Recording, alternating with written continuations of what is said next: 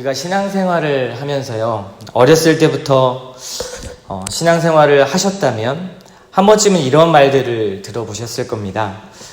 어렸을 때는 잠언을 많이 읽어야 한다. 다른 성경은 못 읽더라도 하루에 잠언 한 장씩은 꼭 읽어야지. 잠언을 읽으면 지혜를 얻으니까 공부하기 전에 꼭 잠언을 한 장 읽고 공부를 시작하렴. 이런 말들을 아마 들어보셨을 겁니다. 이러한 말들은 잠언을 통해서 지식이 열리고 무언가 세상 속에서 성공을 위한 지혜를 발휘할 수 있는 그러한 무기를 얻는 것처럼 잠언을 이용하곤 했습니다. 그러나 잠언은 성공을 위한 비법책이 아니죠. 또한 잠언 자체가 어떠한 윤리적이나 도덕적인 그러한 책이나 자기 개발서도 아니라는 것입니다. 우리는 잠언을 생각하는 오해에서 먼저 벗어나고 이 잠언을 읽어야 할 텐데요. 사실 잠언에는 큰 신학적인 주제가 담겨 있습니다. 하나의 명언들처럼 생각하고 그리고 그것을 인생에 하나하나 적용하여 성공하고 윤택한 삶을 산다라는 것에만 초점을 맞춘다면 그것은 잠언을 잘못 읽고 있다라는 것이죠. 그렇다면 오늘 본문을 들어가기 전에 잠언에 대해서 저희가 간단하게 전체적인 것이 어떤 부분이 있는지를 짚고 넘어가면 좋을 것 같은데요. 저희가 잠언을 1장부터 읽었던 것이 아니라 이제 28장을 지금 읽고 있기 때문에 그렇습니다. 잠언이란 말은 짧은 문장과 짧은 표현들을 가지고요. 우주 안에 가지고 있는 보편적인 질서들 그리고 인간의 근원적인 그러한 철학들을 이렇게 모아서 말한 것을 이야기합니다. 바로 보편적인 삶의 원리가 담겨있는 책이 잠언이라는 것이죠. 또한 이 책의 저자는 솔로몬만이 아니고요. 여러 지혜자들이 이 책을 썼고요. 그리고 아굴과 르무엘이라는 사람이 이 잠언을 썼습니다. 잠언도 시편과 마찬가지로요. 산문으로 읽는 것이 아니라 시와 같은 장르인데요. 시로서 이 잠언을 읽어야 한다는 것이죠. 잠언의 구조는 크게 서론과 본론과 결론으로 나눌 수가 있습니다. 서론은 전체의 주제가 담긴 1장 1절부터 7절까지의 내용에 있는데요. 여기에 지혜의 본질이 등장합니다. 바로 큰 주제는 지혜의 본질이 바로 하나님을 경외하는 것이다 라는 큰 주제를 가지고 나머지 이야기들이 진행이 되는데요. 본론은 그래서 1장 8절부터 거의 마지막 31장 9절까지 나눌 수가 있습니다. 특히 1장부터 9장까지의 내용은요. 지혜의 가치에 대해서 설명하고 있고요. 그리고 10장부터 31장까지는 지혜의 실천에 대한 짤막짤막한 우리가 흔히 많이 읽었던 짧은 경구들이 등장합니다. 그리고 마지막 31장에 큰 결론이 나타나는데요. 바로 우리가 이 지혜와 결혼하는 것이 유익이다라는 것으로 마지막 결론이 나고 있습니다. 그렇다면 잠언서의 가장 핵심 주제가 무엇일까요? 잠언이 기독교적인 자기 개발서나 처세술 그리고 성공 비법이 담긴 책들과 만약에 동일하게 읽는다면 이것은 굉장히 문자적으로 읽는 것이고요. 그리고 굉장히 협소하게 읽는 것이라고 말씀을 드렸습니다. 예를 들어 성공하려면 부지런해야 된다라는 말씀이 나오는데요. 그것을 문자 그대로 적용한다라거나 또 그리고 그 한 문장만 떼어서 나의 삶에 적용하는 것, 그런 것들을 말하는 것이죠. 사실 잠언에는 구언이나 아니면 율법, 그런 언약과 같은 이야기들이 직접적으로 등장하지 않기 때문에 우리가 성경을 읽을 때 좀 난해한 부분들이 있는데요. 그래서 오독하기가 쉽습니다.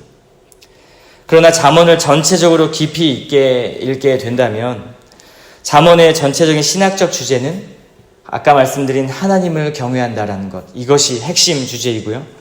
이것을 다시 풀어서 이야기하면 하나님을 경외하는 것에 대한 반응으로 우리가 어떻게 의인답게 살아갈 것인가 라는 것들이 이러한 짧은 경구 안에 모든 것이 포함되어 있는 것입니다. 그것을 지혜로 표현하고 있는 것이 잠언서이죠. 근데 이 지혜가 무엇일까 하는 의문이 생깁니다. 잠언 8장과 9장에 그런 핵심적인 내용이 등장하는데요. 지혜로운 여인과 그리고 우매한 여인, 이렇게 두 여인을 의인화시켜서 이 지혜를 표현하고 있습니다. 이 두 여인으로 표현된 이 의인화된 이 지혜는요, 가장 높은 성 중에서 거한다라고 등장하는데요. 그때 그 성 중에 지나가는 사람들을 초대한다라고 이야기하고 있어요. 사람들은 이제 지나가다가 이 두 여인을 만나게 됩니다. 어떠한 사람은 지혜로운 여인의 초대에 응해서 가게 되고요. 또 어떠한 사람은 우매한 여인의 초대에 응해서 가게 됩니다. 이때 지혜의 여인의 초대에 응한 사람들의 결과, 그 결과는 생명이라는 것이죠. 그러나 우매한 여인을 선택한 자는 사망과 파멸의 길로 간다라는 것이 핵심적인 내용입니다. 이 두 여인의 정체가 무엇일까요? 지혜를 의인화시켰다라고 말씀드렸는데요. 이 두 여인은 모두 성중 높은 곳에 산다고 성경은 기록하고 있습니다.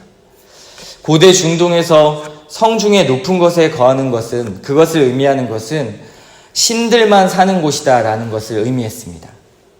그래서 잔치를 베풀어 사람들을 초대하는 그런 지혜로운 여인을 상징하는 그 신은 바로 하나님이고요. 그리고 우매한 여인은 바로 우상으로 표현되고 있는 것입니다.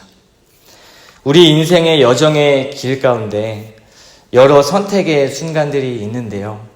이때 잠언서는 하나님과 관계를 맺느냐, 아니면 이 우매한 여인을 선택한 우상, 즉 우상과 관계를 맺느냐라는 것을 이야기하고 있습니다. 즉 하나님과 관계를 맺어서 하나님을 경외하여 생명을 얻는다, 그래야만 하나님 앞에 생명을 얻을 수 있다라는 것을 이야기하고 있는 것이 잠언의 전체적인 흐름의 내용입니다. 잠언서를 보면요, 1장 7절, 그리고 9장 10절, 15장 33절, 그리고 31장 30절, 이 네 구절을 보게 되면 곳곳에 중요한 핵심 내용이 담겨 있는데요. 이 내용이 하나님을 경외하는 것이 지식의 근본이다라는 것을 이야기하고 있습니다. 즉 잠언에 나오는 내용들에 대해서는요, 사실 아까도 말씀드렸지만 예배나 율법, 이러한 단어가 잘 등장하지 않지만 결국에는 구약 성경의 전체적인 흐름, 구약 성경에서 말하고 있는 핵심 주제와 내용이 동일하다라는 것입니다. 그러니까 잠언을 인생 성공의 책, 어떠한 지혜를 가져다주는 책, 지식을 가져다주는 책으로 읽어서는 안 된다라는 것입니다. 그러면 즉 하나님을 경외하는 것이 우리가 어떻게 표현되어야 할 것인가가 굉장히 중요한데요. 우리의 삶 전 영역에서 표현되고 있다는 것이 이 잠언의 내용입니다. 각 부분 짧은 경구들을 보면요, 우리의 삶 곳곳에 다 나타나 있습니다. 그래서 하나님을 믿는 의인들은요, 죄악된 세상과 따로 이원론적으로 분리되는 것이 아니라요, 오히려 그 삶 속에서 구별된 삶을 살아가라 라고 말씀하는 것이 잠언서입니다. 그 삶을 어떻게 살아낼 것인가, 그 전 삶의 영역에서 어떻게 하면 하나님의 말씀대로 지혜롭게 살 것인가를 말하고 있는 것이죠. 인간의 마음의 영역, 그리고 언어의 영역, 그리고 태도의 영역, 내가 어떻게 다른 사람을 대할 것인가, 이성과의 관계, 가정의 관계, 그리고 돈과 관련된 지혜에 대한 교훈을 주는 것이 바로 이 잠언서입니다. 우리의 삶 전반적인 모든 부분에서 하나님은 이렇게 지혜롭게 살아가라 이야기하는 것이죠. 그래서 모든 삶의 영역에서 하나님의 질서와 이치에 따라 살아가라는 것, 이것이 잠언의 핵심적인 내용입니다. 이러한 전체적인 맥락에서 오늘 본문 28장을 본다면요, 훨씬 더 저희가 잘 와닿을 수 있는데요. 28장을 살펴보면 전체적으로 하나님과 부라는 관계 속에서 말씀하고 있습니다. 하나님과의 관계가 회복된 삶을 사는 자, 그런 자는 우리가 의인으로 칭함을 받는다라는 것을 잘 알고 있지요. 반대로 하나님을 멀리 떠나 사는 삶을 우리는 악인이라 표현할 수 있을 것입니다. 그런데 이 둘의 삶의 방식은 전혀 다르다는 것이죠. 우리가 악인이라고 해서 정말 나쁘고 사람을 죽이고 범죄하고 이런 것이 악인이 아니라 하나님을 떠나 사는 삶을 악인이라 표현한다라는 것입니다. 정확히 무엇이 다를까요? 1절에 말씀하듯 의인은 늘 당당하고 어떠한 상황에도 흔들리지 않습니다. 이러한 지혜로운 자가 나라를 다스려도요, 그 나라가 잘 지탱해 나갈 수 있다는 것을 이야기합니다. 악을 행하는 자에게 대하여 정의롭게 대할 수 있는 자가 바로 하나님 앞에 공의로운 자라고 이야기하고 있고요. 그리고 먼저 하나님을 찾고 의지하는 자가 5절에서 말씀하듯이 바로 의인이라고 이야기하고 있습니다. 주님을 찾지 않으면요, 다시 말하면 주님을 의지하지 않고서는 옳고 그름을 판단할 수가 없다는 거예요. 참된 선과 참된 악의 기준, 이 참된 선과 참된 악의 기준이 되시는 하나님을 찾지 않을 때 우리는 자연스럽게 악한 본성을 따라갈 수밖에 없다라는 것입니다. 6절을 보면 부유하지만 잘못된 길을 가는 자보다 가난해도 성실하게 행하는 사람, 이렇게 표현하고 있는데요. 다른 번역본에서는 이렇게 표현합니다. 흠없고 정직하게 사는 사람이라고 표현했습니다. 가난을 택해도 흠없이 사는 삶을 택한다라는 것이죠. 부유한 삶을 택하는 것이 아니라요. 하나님을 경외하는 삶이 바로 이런 삶이라는 것입니다. 다시 말하면 우매한 여인, 즉 우상을 쫓는 삶이 아니라요, 잠시 내 눈앞에 유익이 있는 것 때문에, 반대로 물질이 없어서 가난해질 두려움 때문에 진리의 가치를 포기하는 것은 너무나 어리석다라는 것입니다. 보십시오. 우리의 인생의 길에서 지혜의 길은 늘 하나님을 의지하고 따르도록 촉구하고 있습니다. 그런데 하나님의 말씀을 듣지 않고, 여기서 듣지 않는다는 의미는요, 그의 법을 지키지 않는다라는 뜻도 있습니다. 다시 말하면 하나님의 말씀을 듣지도 않고, 그리고 듣기는 무수히 듣되 지키지 않는 자들의 기도가 가증하다라고 성경은 말씀하고 있는 거예요. 말씀에 반응하지 않는 삶, 말씀에 순종하지 않은 삶의 그러한 사람의 기도는요, 힘이 없다고 말하는 것입니다. 능력이 없다라는 것이죠. 하나님 앞에, 하나님 보시기에 가증하다라는 것입니다. 그런데 예수님의 기도를 보면요, 그분의 기도는 모든 것을 들여서 삶으로 이루는 기도였습니다. 그리고 그 기도의 순간에도 하늘의 뜻이 땅에서도 이루어지게 해달라고 하는 기도가 예수님의 기도였다라는 것입니다. 삶과 신앙이 분리되지 않는 기도, 그러한 신앙, 절대적 하나님의 주권을 인정하는 기도가 바로 예수님의 기도였다라는 것입니다. 무엇을 말하고 있는 것일까요? 바로 순종 자체가 기도의 연장이라는 것입니다. 진정한 기도는요, 하늘의 뜻이 땅에서도 이루어지게 해달라는 기도가 진정한 기도입니다. 그렇지 않은 자들은 자신의 것을 구하는 믿음으로 전락하게 돼버리고요, 결국 하나님의 말씀을 듣지도 지키지도 않는 자로서 날마다 공허한 기도로, 그러한 기도가 되고 마는 것이라는 것을 성경은 이야기하고 있습니다. 이런 모습들은 그리스도인들 자체를 위선자로 만들어버리고요, 또한 그리스도인이라고 말하기도 어렵게 만들어버립니다. 교회를 교회답게 만들지 못한다라는 것이죠. 오히려 종교적 집단으로 전락하게 만드는 것, 그것이 바로 하나님의 말씀을 듣고도 지키지 않는 그러한 결과입니다. 그러나 여호와를 경외하는 삶이 100% 우리를 의롭고 거룩한 존재로 만든다는 그런 의미는 아닙니다. 우리는 완벽한 그리고 거룩한 삶을 이뤄낼 수 있는 존재들이 아니기 때문에 그렇습니다. 그럼에도 이러한 인생의 길을 제시하는 것은요, 이러한 잠언의 말씀은 우리를 더욱 지혜이신 예수 그리스도의 길로 인도한다라는 사실을 잊지 말고 우리는 의지해야 한다라는 것입니다. 13절을 한번 볼까요? 자기의 죄를 숨기는 자는 형통하지 못하나 죄를 자복하고 버리는 자는 불쌍히 여김을 받으리라. 먼저 우리는 내가 죄인임을 인정하는 그러한 삶이 정말 중요합니다. 죄인인 것을 인식하지 못할 때요, 우리는 하나님 없는 삶을 살기에 충분하죠. 내 힘으로 할 수 있다는 그런 무의식의 자아가 불쑥불쑥 올라오게 될 거고요, 세상 가치에 더 기대어 사는 자신을 발견하게 될 것입니다. 내가 죄인인 것을 깨닫지 못하면 14절의 말씀처럼 마음이 완악해질 수밖에 없다라는 것입니다. 내가 죄인임을 깨닫고 자복하는 인생은 하나님을 경외할 수밖에 없다라는 것이에요. 도저히 하나님을 배제하고 살 수 없다라는 것입니다. 25절을 볼까요? 욕심이 많은 자는 다툼을 일으키나 여호와를 의지하는 자는 풍족하게 되느니라. 수많은 인생의 선택지에서 우리는 지혜의 여인을 택하거나 우매한 여인을 택하는 상황이 찾아올 것입니다. 그때 세상 우상을 상징하는 우매한 여인을 선택하지 말아라, 이렇게 성경은 경고하고 있습니다. 그런 자는 욕심이 많아서 다툼을 일으킬 거고요. 그런데 여호와를 의지하지 않는 자는 어떻다고 성경은 또한 말합니까? 세상 가치보다 더 크신 하나님께서 여호와를 의지하는 자는 풍족하게 만드실 것이다 라고 이야기하고 있습니다. 우리가 왜 어쩔 수 없이 하나님보다 물질을 택하고 하나님보다 내 상황과 환경을 선택하는 것일까요? 그것은 26절의 말씀처럼 자신의 마음을 믿기 때문입니다. 돈을 경외하지는 않아요. 그런데 돈이 절대적 권력이라는 것을 세상의 여러 경험들을 통해서 나도 모르게 이미 체득을 했기 때문에 그래서 나도 모르게 그 돈을 신봉하고 있는 것입니다. 나의 경험과 지식에서 습득된 그러한 생각을 믿는다라는 것은 하나님을 의지하지 않는 것과 같습니다.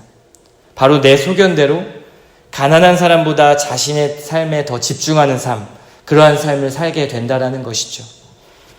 아니, 나 먹고 살기도 바쁜데 가난한 사람을 구제한다라는 거 얼마나 힘든 일인데요.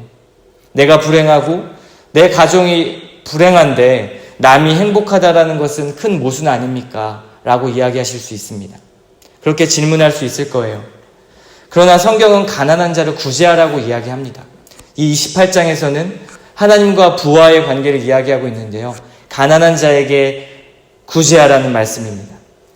그 가난한 자를 못 본 척 하는 자에게는 저주가 있을 거라고 강력하게 경고하시면서요. 이것은 하나님을 무시하는 것과 같다라고 이야기하고 있습니다. 하나님의 입장에서 볼 때는 우리는 전부 다 하나님의 백성은 다 같은 자식이고 다 같은 자녀이기 때문에 그렇습니다. 더 깊게 말하면 우리가 가지고 있는 이 물질들은 잠시 잠깐 누리는 것들이기 때문에 더 큰 것을 사모하고 보라는 것이 성경의 말씀입니다. 물질에 모든 포커스를 맞추고 사는 신앙, 이것은 하나님 보시기엔 참으로 답답하다라는 것이죠. 부를 추구하지 않는 인생은요, 가난한 자를 한 번 더 돌아보게 될 것입니다. 돈이 우상이 아니라면 옆에 있는 자에게 고개를 한 번 더 돌릴 수 있다라는 것이죠. 나의 돈이 하나님이 원하시는 곳에 쓰이기를 원하는 사람은요, 하나님이 원하는 그 인생의 순례의 길을 걷고 있다라는 것이 28장의 내용입니다. 하나님을 의지하지 않는 악인들이 사회에 많아지면 그 사회조차도 혼란을 겪을 수밖에 없다. 바로 이것을 이야기하고 있습니다. 28장의 수많은 경고들이 말하고 있는 이 핵심이 무엇입니까? 바로 하나님이 원하시는 뜻이 우리의 물질의 영역, 우리의 삶의 전 영역 중에 물질의 영역에서 올바로 쓰여지기를 원한다라는 것을 이야기하고 있는 것이죠. 하나님을 경외하는 사람의 길은 물질의 우상에서 벗어나 하나님만이 참 신이라는 것을 고백하는 인생이라는 것입니다. 이 아침에도 하나님이 내게 주신 물질의 복을 헤아려 보셨으면 좋겠습니다. 저 같은 경우는 너무나 좋은 집에서 그리고 과분한 차를 몰면서 배고프지 않게 살아가고 있습니다. 여러분도 그러시죠? 그것에 정말 감사하면서 늘 아침마다 하나님의 은혜라고 고백합니다. 그런데요, 부족한 삶을 살아갈 때 그것이 감사로만 끝나는 것은 이것이 하나님의 은혜입니다 라고만 이야기하고 끝나는 것은 하나님이 원하시는 길이 아니다라는 것을 깨달았습니다. 그것이 진정 성숙한 신앙이 아니라는 것을 깨달았던 것이죠. 왜냐하면요, 결국 하나님의 주신 물질의 목적은 내 배만 채우는 것이 아니기 때문에 그렇습니다.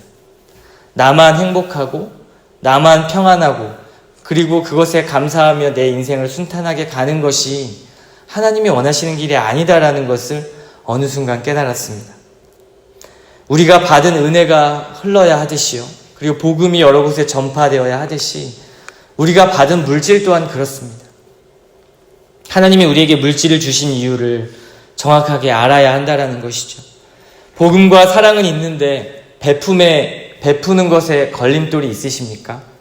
그렇다면 내 신앙을 다시 한번 점검해 보아야 합니다. 이것은 교회의 헌금의 문제가 아니고요. 이것은 내 삶의 우상의 문제이기 때문에 그렇습니다. 가정의 지출 내역을 한번 꼼꼼히 한번 살펴보십시오. 내가 나의 지출에서 얼마나 다른 사람에게 베풀고 있는가? 다른 사람의 가난의 아픔을 얼마나 공유하고 싶어하고 그리고 지혜롭게 그들에게 다가갈 것을 고민하고 있는가를 살펴보아야 한다라는 것입니다. 아마 많은 경우에 목회자들이 물질에 대해서 특히 더 인색하고 그리고 더 움켜쥐는 것들을 저는 많이 보았습니다. 저도 이 말씀에 찔림이 없는 것이 아니죠. 제게 설교하는 것과 같기 때문에 저는 이 말씀을 드리는 것입니다. 받는 것에 익숙한 것이 얼마나 더 그 사람을 움켜쥐게 하는지 모릅니다. 그러나 베풀 때 더 많은 것을 채우시는 하나님의 은혜를 경험하게 됩니다. 그것은요, 받는 것이 아니라 다른 사람에게 더 베풀 것이 생겼다라는 마음으로 받아들이게 됩니다. 그 더 풍성한 마음의 기쁨을 누리게 된다라는 것이죠. 지혜로운 길을 택하길 원하는 자들은 물질의 우상을 뛰어넘어야 합니다. 그것이 바로 하나님을 경외하고 크신 하나님의 능력과 은혜로 채워질 때 비로소 가능하다라는 것을 이 잠언 28장은 이야기하고 있는 것입니다. 이런 하나님을 찾고 이런 하나님을 경외하고 이런 하나님을 의지하는 귀한 하루 되시기를 소망합니다.